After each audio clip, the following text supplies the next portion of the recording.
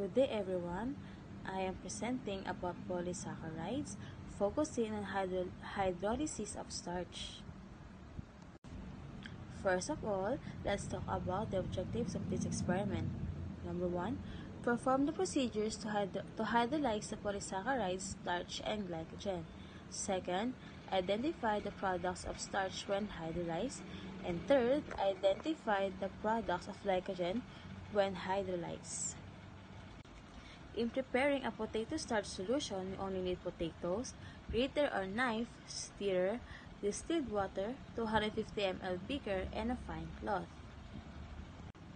Before we proceed to the experiment, let us know about starch. Starch exists as semi-crystalline granules. If exposed to sufficient heat and moisture, these starch granules swell and soften, losing their hard, crystalline structure in a process known as gelatinization. The starch granules eventually burst, leaching starch molecules out into the water that surrounds them, and the mixture thickens. If that same mixture is cooled, the mixture generally becomes thicker, even rubbery at the extremes.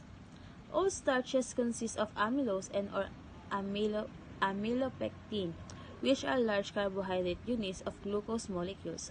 Amylose takes the form of relatively straight chain, while amylopectin is highly branched, and those structural differences lead to some different behavior in cooking. Amylose is insoluble in cold water, and it doesn't readily form a gel or produce a thickening effect until it's heated. In contrast, amylopectin is more soluble, and when dissolved, raises the viscosity at the surrounding water even at temperature as low as 140 Fahrenheit or 60 degrees Celsius. Preparation of potato starch solution. First, prepare a small potato and reduce it into a fine pulp using the knife or the grater. Second, place in the pulp in a beaker and mix it well with distilled water.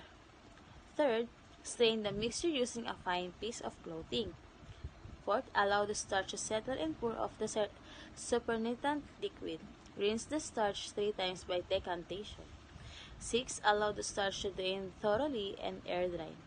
7. Prepare 1% starch solution by mixing 1 gram of starch with a small amount of distilled water. 8. Pour the suspension in 100 ml boiling water, stir constantly for 1 minute, then to cool. Use this solution for the succeeding test. Now, let's watch the procedure of preparing a potato starch solution.